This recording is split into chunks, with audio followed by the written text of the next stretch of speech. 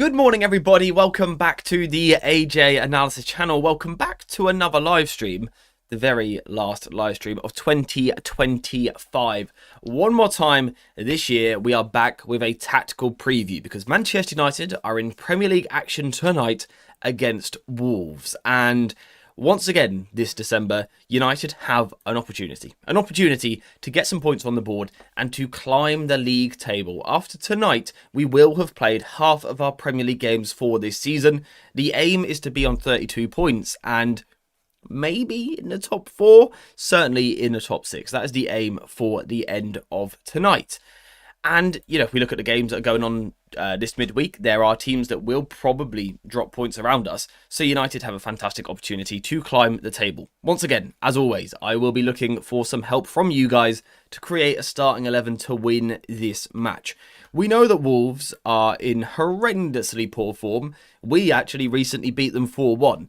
But I do think this will be a different game. I do think Wolves, when they go away from home, are a little bit different. As you can see against Liverpool and Arsenal, they seem to be a little bit more compact and a little bit more difficult to beat. So this may not be as easy as what everyone thinks. So I do think we've got a bit of a job on our hands this morning, especially when you consider the fact that we are without, I don't know, about 134 first team starters. So we do have ourselves a bit of a challenge today, but that's what we want, right? We want a bit of a challenge, so that is the plan for today. Before we get into any of that though, I want to hear from you guys in the chat down below. How are you? Did you have a good Christmas? How are you feeling about New Year coming up? Thoughts on that United win against Newcastle, because it was a big one. Basically, how are you feeling? We're in that weird period now between Christmas and the New Year where no one knows what day it is, what time it is, or what they're supposed to be doing. So yeah, let me know how you are. Spaghetti Code, good morning to you, my friend. This is going to be an exciting match. I mean, I hope so. The last one, 4-1, was exciting. From that game, we've lost quite a lot of players, right? We don't have Bruno, who we had in that game. We don't have Ahmad. We don't have Mbumo. Is there another player we're missing as well? Potentially Mason Mount. We're unsure on that one. So it's going to be a different game, but hopefully, yes, still exciting, still entertaining. Steve, good morning to you, my friend. I hope you're well. Happy New Year to you. New Year's Eve tomorrow night. Anyone doing anything? Anyone got any plans? Are you going to make a video about Conor Gallagher? Throughout January, we will do a lot of transfer videos looking at targets, looking at positions and stuff. In terms of specific players, it's only likely if we get sort of that bit of news which really makes us think, yeah, we're actually going to go get them, or we're heavily linked. Apart from that, when we're talking about individuals, it'll be players that I like the look of, or me suggesting players. So a Gallagher video is very possible, but it will only happen if someone like Fabrizio was to say, United might go and do this in January. So yeah, that's sort of where we're at with that one. Good morning, Psychology. I hope you're well. We are going to beat Wolves. I hope so. I hope so. And to be honest, we sort of demand so, right? We know that we've got 3 very winnable games coming up. And this is crunch time. It's crunch time. We're about to roll into the second half of the season. You've got to get points on the board. And it's a fantastic opportunity, right? If you told me at the start of the season that exactly halfway through, after 19 games, so after this one, if you told me we would be in the top 6, I would say that's where we should be. That's what we should be challenging for. That should be the aim. So it's been a little bit up and down so far this season with regards to performance, certain results, and certain streaks we've gone on, of course. But the league is a little bit weaker this year. It's very competitive this year as well because some of the bottom teams have got a little bit stronger. It's very competitive, which has meant that the table has stayed really compact, apart from those top 3 starting to pull away. The rest of the table has stayed really, really compact. So, you know, United are in a great position. This is where we wanted to be at the halfway point. And I think in the second half of the season, we might start to see the benefit of less football. You know, we might see, you know, Villa, Chelsea, those teams are in Europe and we're not. That might really give us an advantage in the second half. So what we've got to do is make sure that we're in a nice position going into that. And the way to do that is to beat Wolves. We need to become consistent. The gap is increasing with the top 4.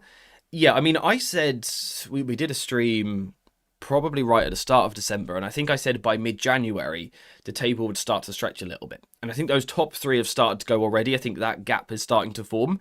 I think over the next few weeks, particularly with our fixtures, there is a chance to stretch it actually in our favour away from those teams just below us. I mean, if you look at Sunderland, for example, they've been fantastic so far this season, but you wouldn't expect them to be a team that's going to stay at the top. They're currently 1 point behind us, and, you know, they've got a very tricky game. They've got City at the bottom there, the last game of this game week. You'd think this is where you can start to build a gap. Two teams like that, that's got to be the plan. We need to become consistent, yep. 4-2-3-1 for the win, or 3-4-3 as we won earlier. Yeah, so last time, of course, we played Wolves was earlier this month. This is the second time in December we have faced them. Last time was more of a 3-4-3 shape. Today, though, I am anticipating a bit more of a back four, I think. But we really have to beat Wolves. Yeah, that's how I see it, right? I sort of said a moment ago that I think away from home, they're a different team. I think they're more compact. They don't make the game as open, as stretched. They are more solid defensively. So it's not as easy as what you think. But I do think it's one of those where you look at it, you got to win it. You know, it's the same with Burnley. You got to win it. Leeds, they're 3 games you got to win. Because after that, we've got some tricky ones. We've got City, we've got Arsenal, we've got Brighton in the FA Cup. There's a tricky run coming up. So you've got to win the next 3. Wolves aren't as bad as what sort of the points tally suggests, but they're still a team that we should be beating. The question is, how do we set up the starting 11? Lose my voice, I'm full of cold. How do we set up the starting 11 to win this game? Lomans will be in goal, of course, but what happens beyond that? Let me know what you think. Is it a back 4? Is it a back 3? And depending on which shape, who are your personnel for the defence? Let me know in the chat. What do you think has made Liverpool perform better lately? It's crazy how they have bounced back.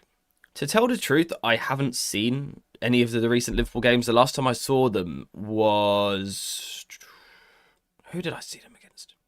I can't think. It was probably start of December the last time I saw Liverpool play, so I couldn't really tell you. I will say, you know, when you've got that squad, when you've got those players, they were never going to be too far away from being very competitive again. You know, when you've got Van Dijk in your defence, you've got those players in midfield, those players in attack. It was always a matter of time before they started picking up points again. From what I'm sort of told, it doesn't seem like they are still absolutely on fire. You know, they're not suddenly title contenders again. But yeah, I think they were always going to come back into form at some point because the squad is too good not to. And, you know, Slot isn't daft. Callum is right. It was the Sunderland game. That's the last time I saw Liverpool. And they weren't great that day. I actually don't think we're winning against Wolves. Our squad is crippled and Wolves are fighting with nothing to lose. And it's tough for that reason, right? We are looking at a game here where I think Wolves will come to Old Trafford and sit quite deep. I think they'll get lots of players behind the ball and they will sort of go to United. Can you break us down? Can you dominate and can you hurt us? And of course for United, in terms of trying to score goals and trying to break a game, we've lost Mbeumo, our top scorer. Ahmad are probably our brightest spark, I feel, in games. And Bruno Fernandes, our best player, our best creator, particularly against blocks. So it's not easy. It's not easy. We've got a bit of a weird squad for this game. How crazy is it? We are going to play Wolves twice before playing Leeds. Yeah, I don't quite understand how it's worked like that, but it has. I'm not sure why that's a thing. Really love the back four presently. Good dynamics. I like it as well. I feel that we made it through that 90 minutes and got to 3 points in spite of the crazy subs against Newcastle. Sometimes Amarim's emotions make his decisions for him in press conferences, but also on the field. Yeah, I thought the subs the other night were weird. I personally haven't seen whether they were forced due to injury or something like that, but I think the Shaw and Martinez subs in particular, you know, you'd think you want experience late on in the game to see out a result, but we ended up with, what was it, like Malacia, Heaven, Fredrickson, Yoro, the most rogue back four I've ever seen at United. So it was a bit weird, but I think it was a huge 3 points. It was a huge game to get through with the points.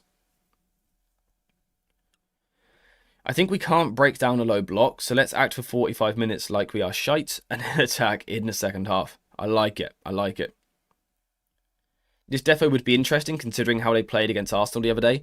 I've also heard good things that Wolves played pretty well second half against Liverpool the other night. Now, again, I didn't see that game, but that's sort of what I've heard. Anyway, let's go into the setup and the approach and formation, whatever that is, and all of that stuff. Starting off in defensive areas, we've got Lisandro Martinez, who at the moment is sort of in contention to play left centre-back in a back four.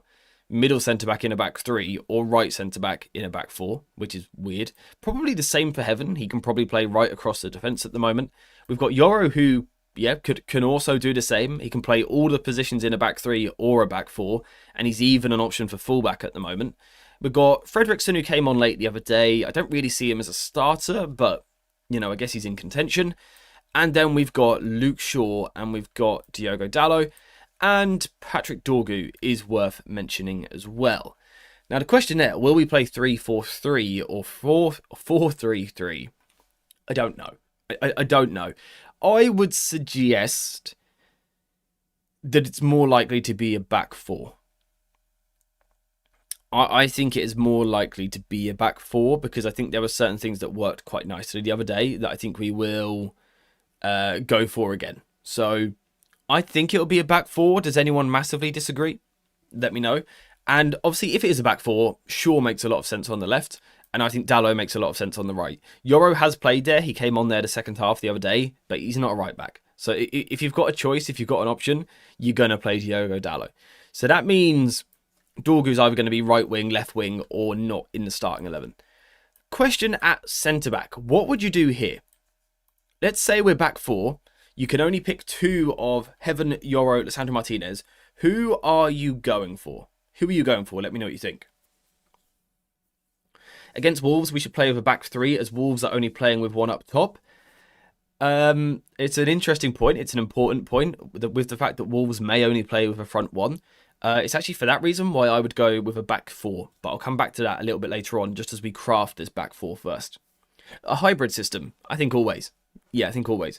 Will we go man-to-man or what? I think we are less likely to go man-to-man. I think we're less likely to see a man-to-man game. In the away game, Wolves, to me, were a little bit naive. They played like a home team that are good, and they're not good.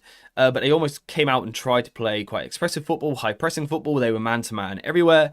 It was 11 versus 11. The formations, the shapes were pretty similar, so matched up quite nicely. Lots of man-to-man battles all over the pitch. United had better players everywhere and were playing the better football. Big gaps in that Wolves defence. That's why we scored so many goals. We should have scored more on the night. I don't think Wolves will approach it the same way. Arsenal, Liverpool, they're deeper. Much deeper in those two games. Wolves away from home. So I don't expect them to come out and play man-to-man in the same way. If you listen to their manager in the last couple of days, in terms of lessons learned from last time he played United, he made a comment about last time Wolves allowed United to play quick football, allowed United to play at the speed that United want to play at. And the reason why that happened was because it was man-to-man. So I don't think he will do that again. I think we will see his team playing quite a bit deeper, being quite a bit more cautious, and sort of, again, challenging United to break them down, and probably trying to play on the break, I would imagine, as well. Heaven all day long, mate. He's improving every match. He looks like the real deal. Yeah, I think Heaven is sort of that almost that typical youngster who sometimes we forget how young he is, myself included. Because I think his form's been really good. I think he's getting better. I think he's playing really well. He's still got those lapses of concentration, which is a problem. But that's where I'm saying, you know, he's such a young footballer that's okay. It's okay that he's not perfect for, you know, every single minute of a season. He is going to have those lapses in concentration, and that happens. But I think he's been very good in the past couple of games. If he plays well again in this game, I probably will do a video sort of breaking down what's going on right now, because I think some of the details of what he's doing is very impressive. So, yeah, for me, I would be keeping Heaven in the team.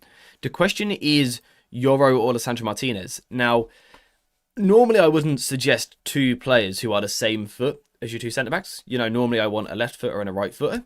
But I think if we're talking about a game where we're going to be trying to break someone down, I'd go for Lisandro Martinez. You know, his passing range, his ability to play through a block is absolutely something that we could use. Now, in terms of what way round they play, that's a discussion that we can have. I'd probably go this way. But I think I'd go Heaven and Lisandro, right? It's unfortunate for Lenny Yoro. He's, of course, had a sort of recent dip in form, but I don't think it's anything catastrophic, nothing to worry about. He's absolutely fine. But there are two players perhaps just playing a little bit better than him at the moment. I know we're going to use a back four, but I really love Heaven in that middle centre-back role in a back three. Well, we will come back to that because that can still happen in the back four.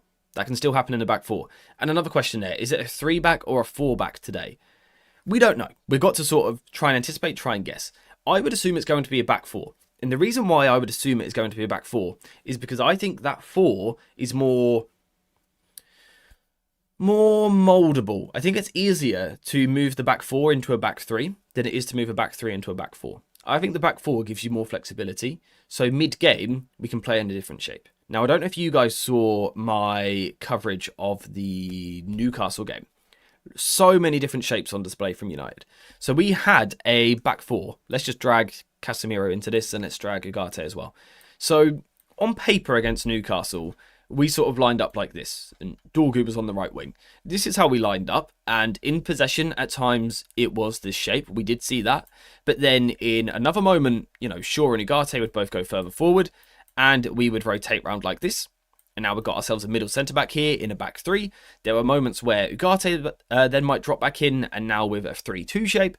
And then in another moment, Dalot would move a little bit wider, and Ugarte would almost go and play like a left-back, and then we were in a 2-3 shape. Which is why, again, the formation isn't the most important thing.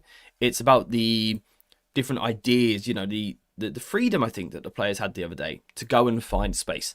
It made us way more rotational, way less predictable, which in my opinion is going to lead to a better football team that has a higher ceiling of how far this idea can go. So, is it a back four? Is it a back three? I don't know. Off the ball the other day, it was a back four. On the ball, it was about 100 different shapes, which is a lot of fun to see. So I think that's something that we should be trying to build on, which is why I would go for these guys initially in a back four. And, we can get that rotation, of course, higher as well. Chad, good morning to you, my friend. How are you, mate? How are you? Any plans for New Year's? Why not Dorgu in midfield instead of Ugarte and play someone technical like Shea Lacey?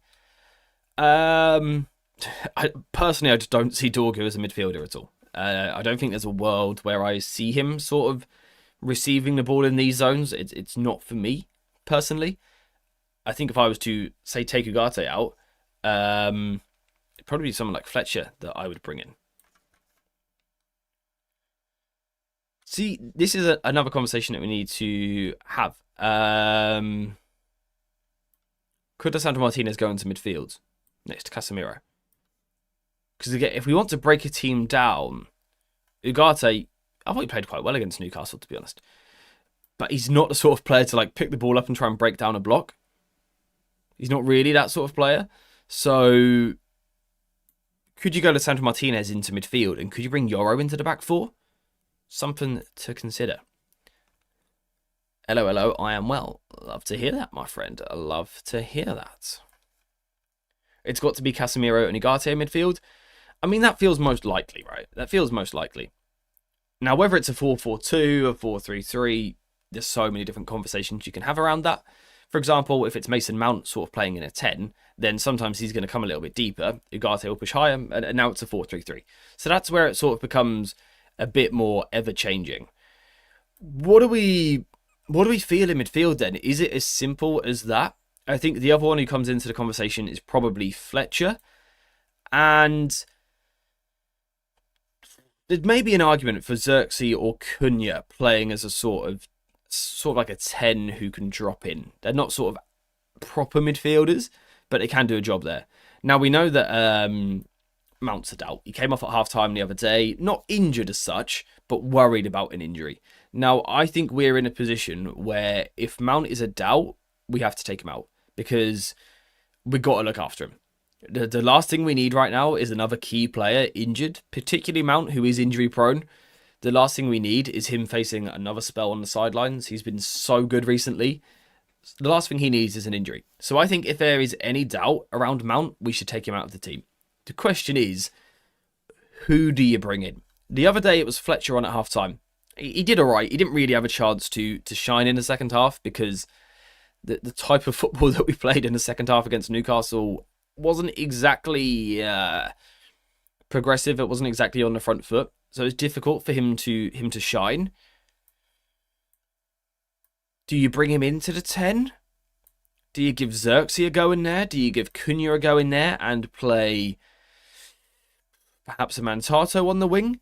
Or you could go, Dorgu on the left, Lacey on the right, possibly. What are we feeling? Who would you go for in this 10 spot? Or it doesn't have to be a 10. You could say, for example, put Cunha left wing and bump Xerxes up into a front two with Sesko. That is possible. What about other academy midfielders like Williams or Ennis? I just don't think anyone else will come in. I'm sort of basing this on who we've seen included already in the matchday squads. We've seen Fletcher actually getting some minutes. I think if Amarim has the opportunity to turn to the academy midfield, he will turn to the player that we've already seen given that chance, and that's been Fletcher twice now. So I think it'd be Fletcher ahead of the others. Xerxes' header's gone. He has 1 foot out of door. Yeah, and I've also seen another comment. Why is Xerxes on the thumbnail? He has already checked out of United. Yeah, I mean, he offered nothing when he came on the other day. It was pretty dismal from him in the second half. We needed some intensity. We needed technical security. He just didn't provide it. I'm not going to sit here and accuse him of being halfway out the door already, although I do get the feeling he may be off in January. I get the feeling we might be saying bye-bye to Xerxes fairly soon. But, you know, with the squad that we've got right now, the players that we're missing, if we need to use him, Amarim will use him. So that is the question, basically. I think it's, is it Xerxes or is it Fletcher? If Mount is fit, it'll be him. Lovely. Easy. Mount comes into a 10. Bosh. Simple as that. But if Mount is a doubt, I think we look after him. We don't have Bruno. We don't have Cobby. We don't have any other midfielders at the club. It's probably between those two. So who would we have out of those two? He's going to Roma. I mean, it seems that way. It seems that way. How do I word this in the poll? Like 10? Do I call it a 10? I'll word it in a 10 question mark. And we'll go for Fletcher, Jack Fletcher that is, versus Joshua Xerxes. Bosh. Poll is now in the chat. So get voting. I want to see Xerxes and Sesko as a front two. I think if we're trying to make an argument for Xerxes, for Xerxes playing, we're looking at a game here where United should dominate the ball. We're looking at a game where we should be trying to break down the opposition. We should be working the ball into the box regularly. It might be a good idea just to go with 2 strikers. Like, this is a game where we want to attack, be on the front foot, score some goals, get yourself 2 strikers on the pitch to score goals. Because we are lacking goal scorers elsewhere, right? You know, I know Dorgu scored the other day, but he's not a goal scorer. Cunha will grab you goals. Sesko will grab you goals. But beyond that, I look through the team. Casemiro's probably our 3rd biggest goal threat. So maybe you go for 2 strikers simply for the fact that if we want to win this football match, we have to score a goal at some point. Maybe you go for the big front two. Maybe. Seems Fletcher is under pressure with expectations, not performance. Someone senior should speak to him. United players should be fearless. Yeah, I mean, I also just feel that he hasn't really come on, you know, into a game state where he's had the chance to express himself. You know, against Newcastle wasn't the moment to show what you can bring on the ball because it wasn't that type of game. We saw a lot of senior players against Newcastle struggling to get the ball down, struggling to play out, struggling to look after it. So, you know, I don't think this is a Fletcher issue as such. I just don't think he's really had the moment where he can actually show what he's about. This game would maybe be different if he was to play from the start. And part of me would quite like to see it, to be honest. I'd quite like to see him given a go. Sesko is missing the type of goals that he scored at Leipzig. Yeah, I mean, Sesko looks like a striker that needs a goal. I will say that. Now, to be honest, I'll say that about any striker who's gone 3 games without a goal. Strikers want to score. That's their job. It's what they do. Sesko's not doing it. He's not doing it at the moment. I think he's struggling in the box a little. I think he's not alert enough. I don't think he's ahead of the play enough. I don't think he's sort of reading and anticipating. He's almost being a little bit reactive. His movement in the box is almost delayed. I just don't think he's sort of like aware of his surroundings enough. The amount of times he seems to take a touch and then get tackled when he doesn't expect a defender to tackle him. I think we even saw that when he got injured against Spurs. That situation where he races away. I almost don't think he knows that Van de Ven's going to be there. And we saw it the other day where he takes the touch and tries to spin in the box. It's almost like he thought he was going to have more time. And is that because he is used to playing in a league with more time, or because he's not doing the work before receiving the ball to sort of know what's around him. Maybe it's a mixture of both. 4-4-2 maybe with Sesko, Cunha, Casemiro and Ugarte. I mean, it's a pretty solid base. It's a little bit uninspiring, you know, but we've got 100 players out injured, so that's going to be the case. It's a little bit uninspiring, but I wouldn't mind it. It's a good, very strong spine. Don't mind that at all. Who takes the free kicks with this setup? There is no natural taker. That's where we have scored most of our goals this season. I think we are the highest set-piece scorers in the league. We are indeed the highest set-piece scorers in the Premier League. And yeah, we've lost our best takers. Bruno, Mbeumo, Ahmad. All currently not with the team. So we have lost our 3 best takers. I would expect Shaw and Cunha to be next in line. Mount if he's fit. But what we've seen on corners especially is in swingers. So from this side down here, it's a left-footed ball swinging in like that. And from this side, it's a right footer. So I would expect Shaw's left foot to come over and take these. Shaw's always been a good crosser, good technique on the way he strikes the ball, the way he sort of curves it. So I think Shaw can take corners. And then I would assume Cunha on this side, sort of because I think we'll want that right footer so we can swing that ball back in onto the goalkeeper. And we know that Cunha can do that, right? We all sort of famously saw it pretty much 12 months ago to the day. Cunha bending one in against Onana and scoring. So I think Cunha would fancy a corner. I'm not too concerned. I'd actually be more concerned about maybe the height in the middle. But if we're talking about a team with, you know, centre-backs, Casemiro, and this front two, it's a very, very tall side in places. So maybe that's not a big problem. Remember the goal Cunha scored against us direct from the corner? He can do that. Exactly. Lomans is actually very good in dominating the box. I like him. I think he has more potential than De Gea at a young age. I think what you get with Lomans is he's just very solid. Now, I haven't personally seen something that I think Lomans is elite at, like amazing at. I haven't seen something which makes me go, wow, we've got ourselves a serious keeper here. But also, you know, he's just calm, he's just composed, and he just seems very competent at everything. So sort of not amazing at one thing in particular, but just across the board, he's a very solid goalkeeper. He doesn't make too many mistakes. He deals with crosses. He deals with shots. He sweeps when he needs to. He saves the ones that he should. I think all round, he's a very solid keeper. I think he's got things to work on to go to that next level, but of course, he's very young. On the cross claim, and I think he's done a lot better than I thought he would. He's adapted to the physicality of the league much quicker than I thought he would. I think the thing I was always concerned about was sort of whipped high crosses. I would say I don't think we've seen him tested with many of them yet. I still think we've seen quite a lot of floated deliveries against United. Maybe that's something we're causing because of how we defend. Maybe I need to look into that. Generally speaking though, yeah, I just think he's a very nice, solid keeper. And he doesn't throw the ball into his net every other week like Onana did. So that's huge. That's huge. Yeah, the fact that he can use both feet is great for us. It's huge. In terms of the opposition trying to press, yeah, the fact that you can sort of shift the ball either side is great for us. Let's look at the starting 11. Lomans, Dalot, Heaven, Martinez and Shaw, Casemiro, Ugarte and Cunha, and then Xerxes, Sesko, Dorgu. How would you line up that? Would you line that up as like a front four? I think Jack looked good even though he was out of possession mostly, which for a good passer means he'll only get more out of him. I also think that was a great experience for him the other day to experience a very tough Premier League match. You know, he will be very aware now of how difficult the Premier League is. The intensity, the physicality, the pressure, how switched on you have to be for so long. He'll be very aware of that. But I think it's great for him to come out of that experience on a positive side, that we won 3 points. I think that'll be huge for him. So, yeah, he may not have had the chance to shine, but I still think it was a great game for him. I think it was a great game for him to experience, and I thought he did okay. Lomans has very good reflexes, but isn't very good at diving, though with time it should get better. Yeah, I think he almost doesn't prepare himself sometimes properly for shots in the top corner, but maybe a conversation for another day. Not worried about Lomans. He's doing fine. He's doing fine.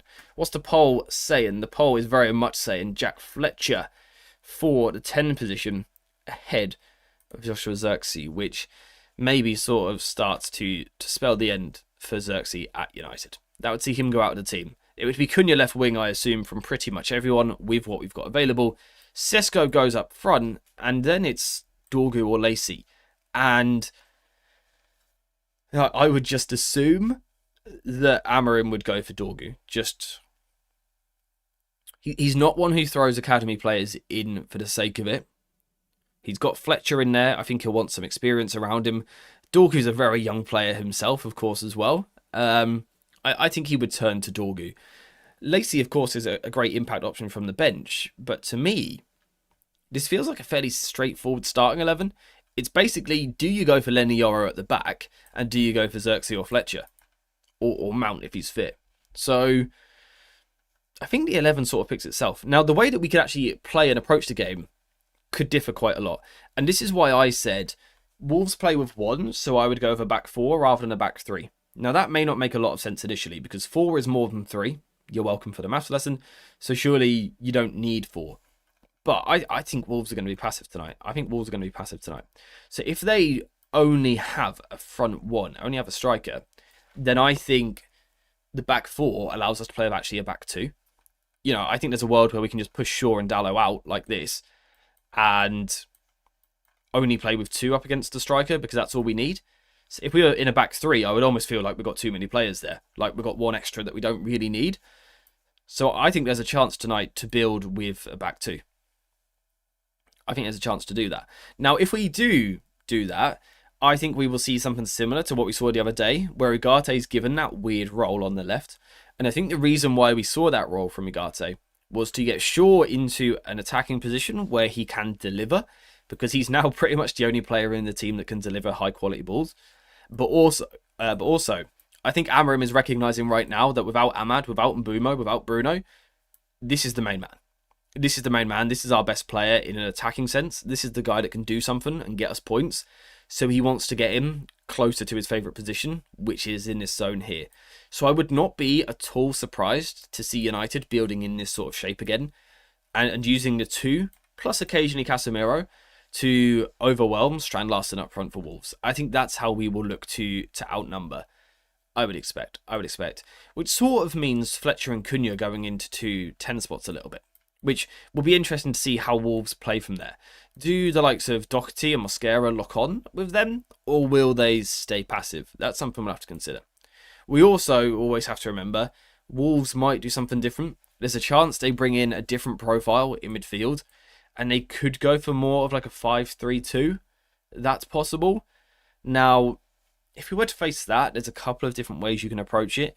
You could stick with the 2 like this and sort of let Casemiro play behind them, sort of in between that pentagon, in the middle of it. You could let him play that position there.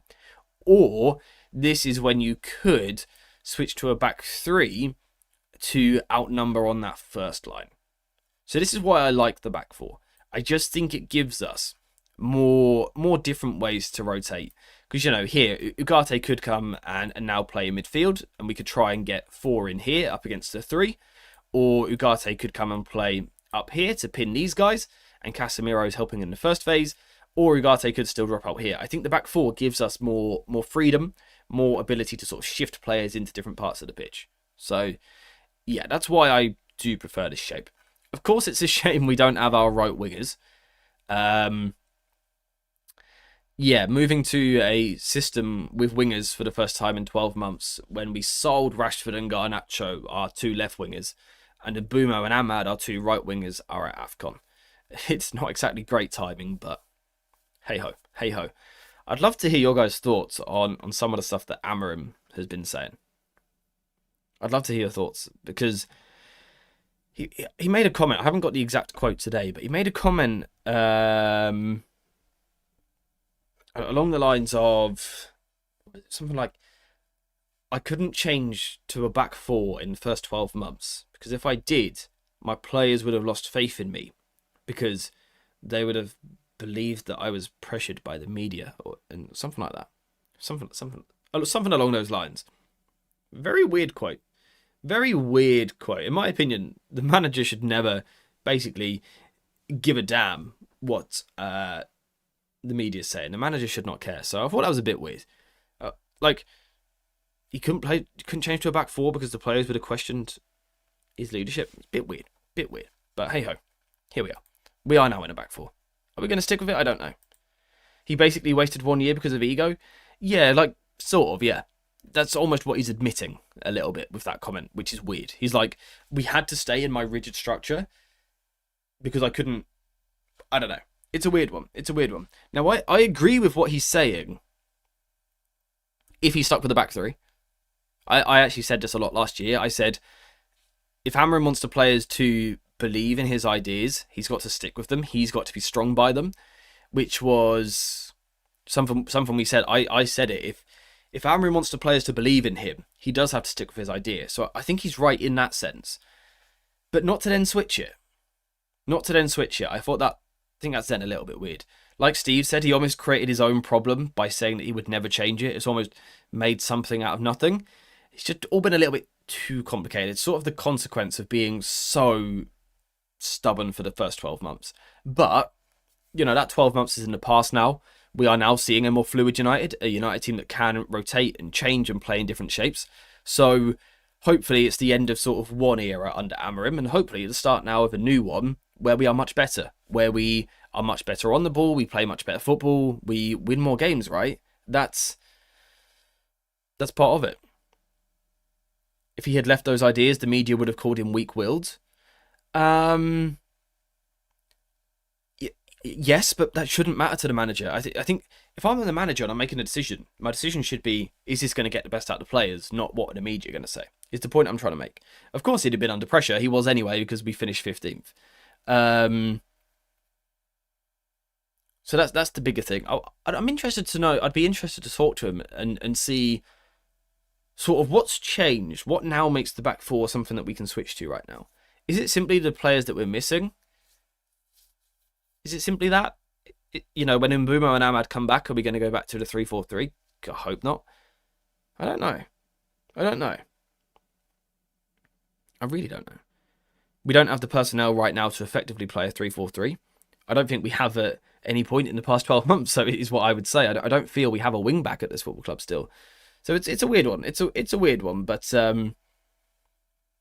you know, hopefully we're going to see a new United now that is more on the front foot, more aggressive, and yeah, just a better team and wins more football matches. You know, 15th in the Premier League last season. Not this year.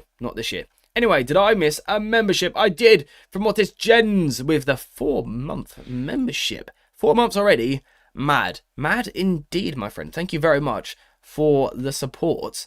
And what a lovely little New Year's present that is. An extended membership. Thank you very much, Jens. Really do appreciate it. Guys, make sure to get some love hearts in the chat for this fella supporting the channel, as always. Whatever the media says affects the United manager, whether he likes it or not. Yeah, I think that's right, which is why almost I think the manager should try and be past that. But, you know, who knows? He is too emotional for me in the press conference, but also in his decision-making. Some subs are unnecessary and complicate things further. The Casemiro sub is one example. Yeah, I think with the subs, there's so much that goes into it, right? There's so much that goes into a sub. You got to think about, you know, the experience you want on the pitch. So, for example, right, Casemiro is great for defending a lead because he's defended millions of leads in his life. So he's ready for that moment. He's got the experience to sort of keep a calm head, to defend his box and all of those things. But also at the same time, if tactically he's not working, if he's getting overrun, if he's getting dragged into positions he can't go, how do you make that 50-50 call? What's more important? Do you need that tactical side or do you need that mental side? It's difficult to know with these changes. It's difficult to know. I disagree with your point, AJ. That's fair. If he had changed the system way before now, people would slander him for not believing in his ideas. Only winning can justify whatever ideas he is using. I think that last point is spot on. You know, if you win matches, you're fine. You can do whatever you want pretty much if you win matches and win league titles. Slot really hasn't changed that much in 12 months, yet this year faced, you know, threats of the sack just because the results were different. The football was quite similar. And obviously in football, it's the lowest scoring sport in the world, I believe. So much is to do with luck, but I also think you make your luck with how you set up. In my opinion, the idea of if he had changed the system way before now, people would slander him for not believing in his ideas. I think this is where we have to get our clarity on how we define different words. You know, what is formation? What is system? For me, they're not the same thing. System is more the way you want to play within your shape, whereas formation is literally the shape itself. Something that I've tried to preach for 12 months is football is so much more than a formation, right? You can stick with your exact same footballing ideas, your exact principles, whether you're in a 4-4-2 diamond or a 3-5-2. Very different shapes, but you can have your same principles within the different shapes. So I think that's always key to remember, that formation is not everything. With how we've been playing, where do you reckon we'll be finishing this season? I mean, I set the target before the start of the season. I said I wanted United. I think I said we should be pushing for 4th because we're not playing Europe. I think 5th's the target. 5th's the target because hopefully that would get us Champions League football. Top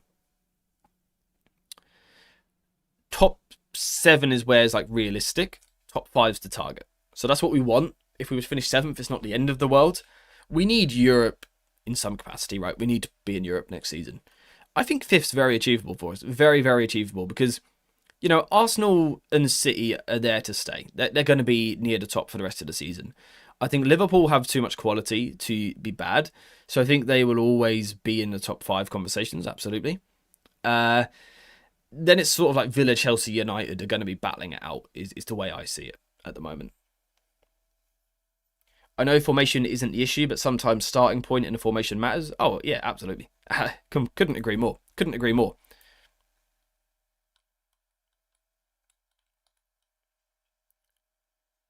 When all the players are back and fit, we're going to play a 3-4-3. Who knows? Who knows? I mean, on the ball at the moment, at times we do, right? Because we can play a back 4. Right, so this is a 4-2-3-1, apparently. Right, this is a 4-2-3-1. So this is how we could line up tonight. For example, in possession, Shaw just needs to trot forward. Dalot just needs to tuck in, which he has done at times in the past couple of matches. Suddenly, we are in a very familiar shape, which is why I say formation isn't the most important thing.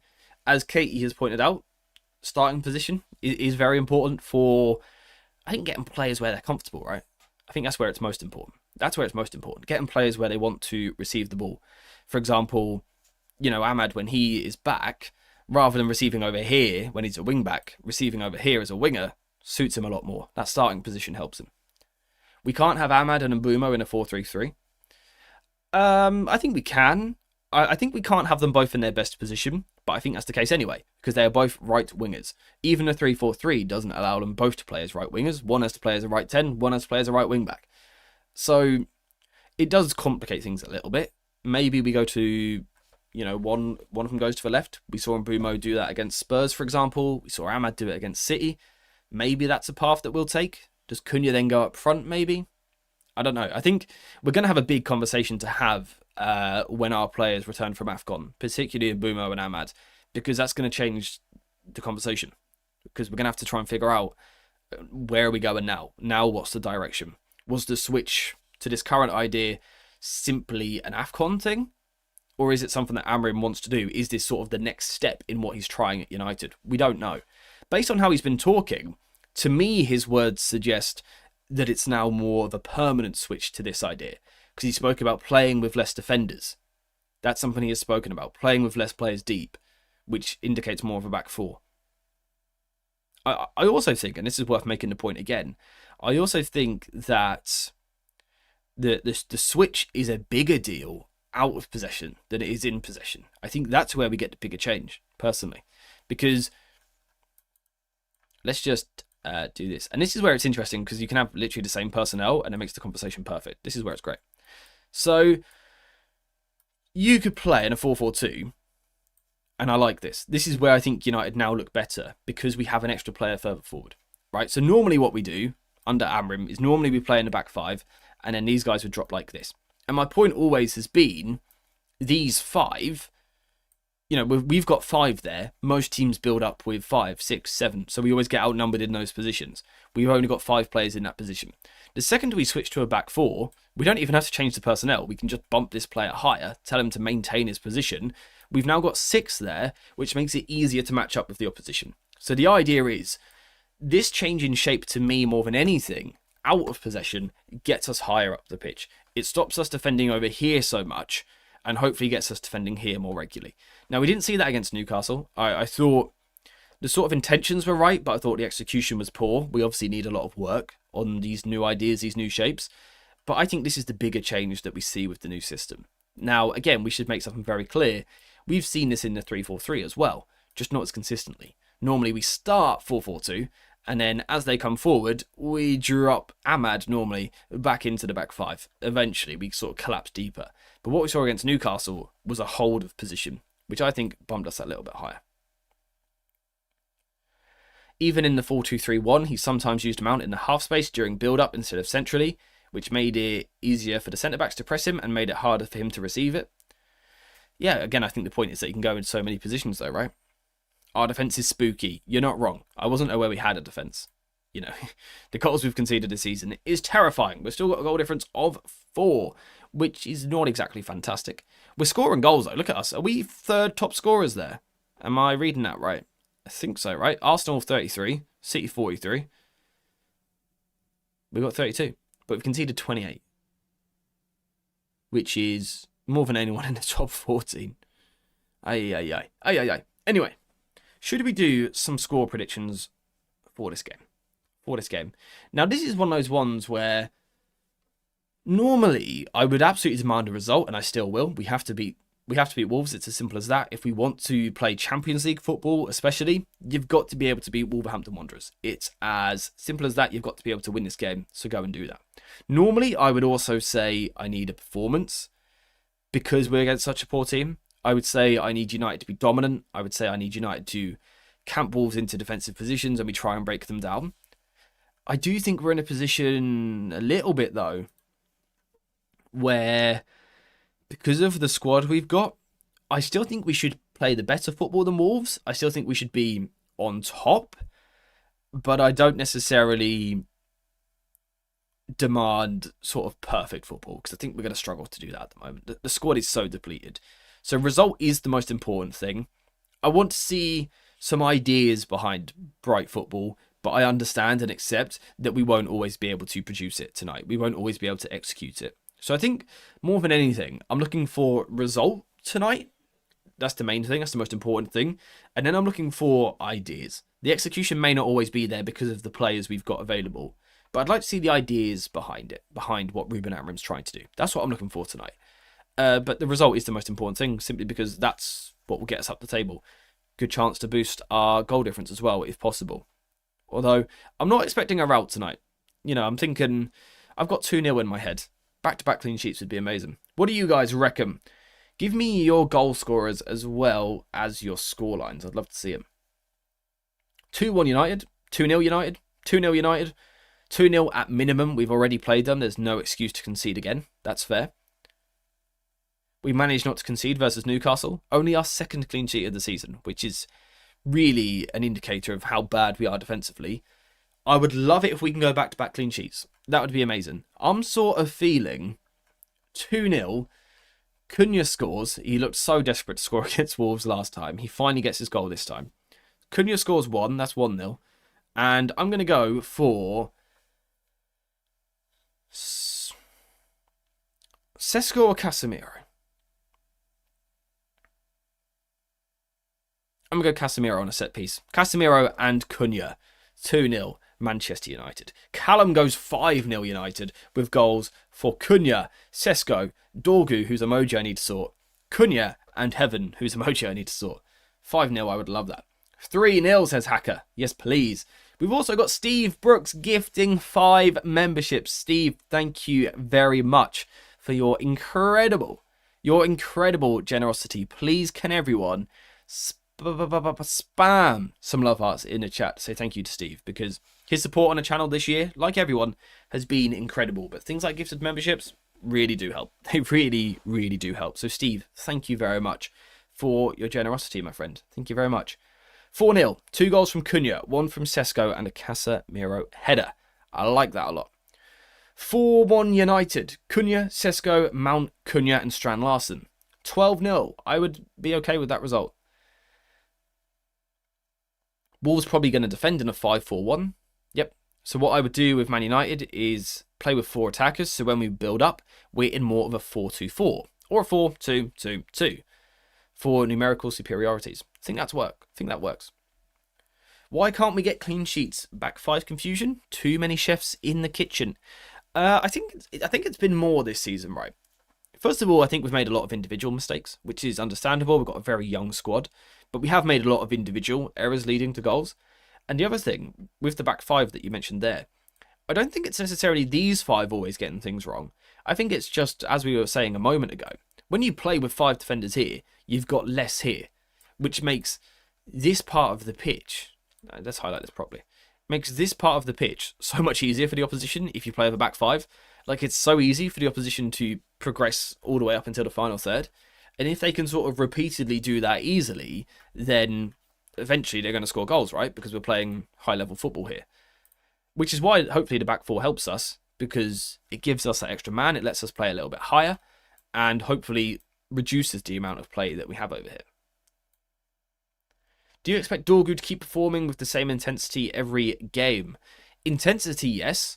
I think this is going to be a very different challenge for him. Last time against Wolves, Ahmad was one of our key players. Wolves were man-to-man in that game, and Ahmad's ability to beat his man was so crucial to making progress. Dorgu isn't Ahmad, right? Dorgu isn't Ahmad, so it's going to be a different challenge for him. There's probably going to be less spaces in this game. It's going to be more about trying to break a team down, which doesn't suit him as much, because he's still not a massive 1-versus-1 threat. He's still not amazing with his delivery into the box. Ultimately, when it comes down to it, we will be trying to break down a defence with two fullbacks holding the width, which isn't ideal.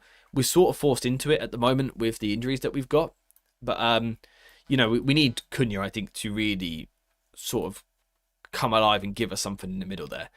I also think Lacey from the bench. I think Lacey from the bench for Dorgu, perhaps, or maybe for Shaw if he needs to be protected. That would be an interesting sub to give us that more attacking, naturally attacking player, should we need it. Someone who's a bit more clever, a bit more agile, better dribbler, better final delivery. That's something that I would be looking at in this game. Beyond that, our subs look a little bit weak, to be honest. I mean, I'd like to see Chido Obi involved in the squad. Xerxes, Mansato, Fredrickson, Yoro, Malasia. It's not going to be amazing. It's not going to be amazing. Hello AJ, how are you? I hope you're well. I'm not too bad actually, thank you very much. Full of cold, as you can probably hear, but I'm not too bad. Do you think United severely lack experience in this period of time? I think we lack a lot of things at Manchester United. So many things. But I think experience is one of them. Now, this 11 tonight probably isn't going to be as young as what it sometimes is, actually, but still, it's very inexperienced. Lomans, inexperienced. Heaven, inexperienced. Sesko, inexperienced. Fletcher, inexperienced. Dorgu, inexperienced. So, yeah, I think we've got a very young team. The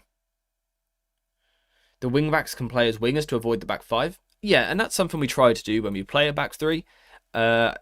And something that we've pointed out in countless videos, right? Where United go from that back five to push a wing back forward into the back four.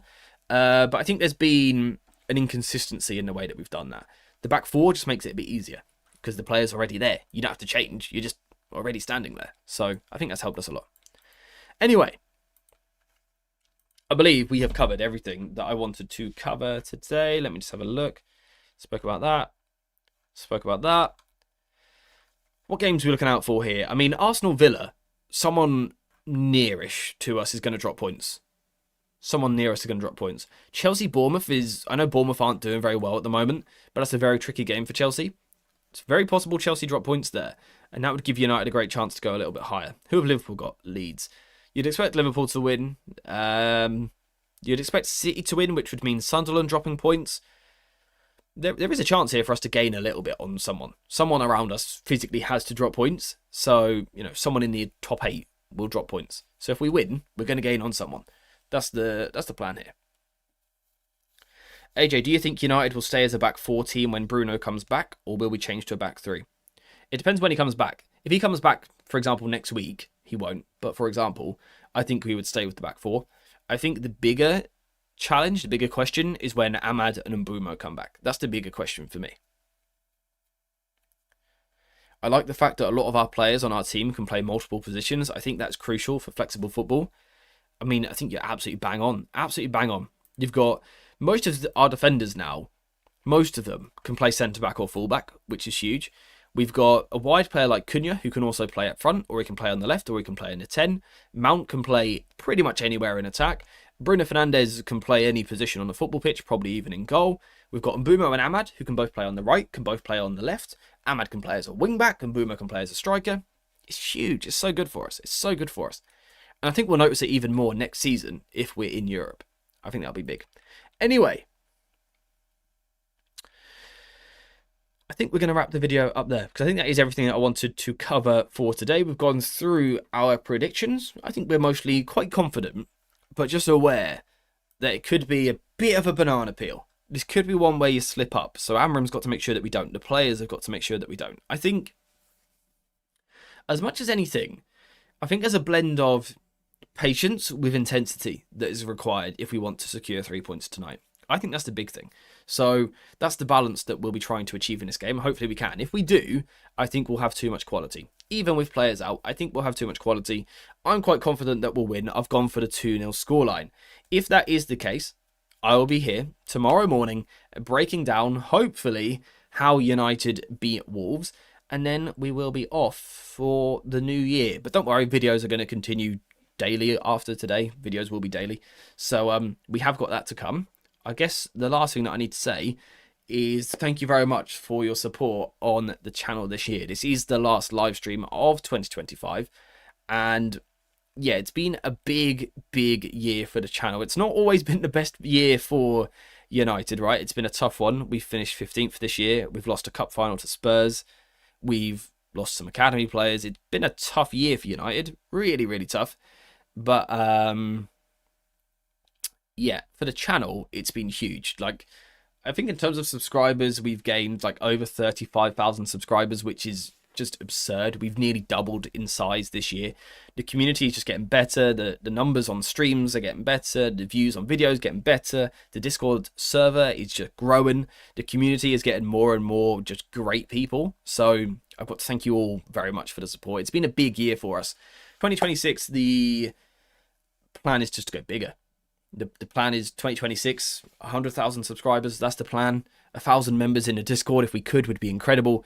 We just want to keep growing, keep improving, keep getting better.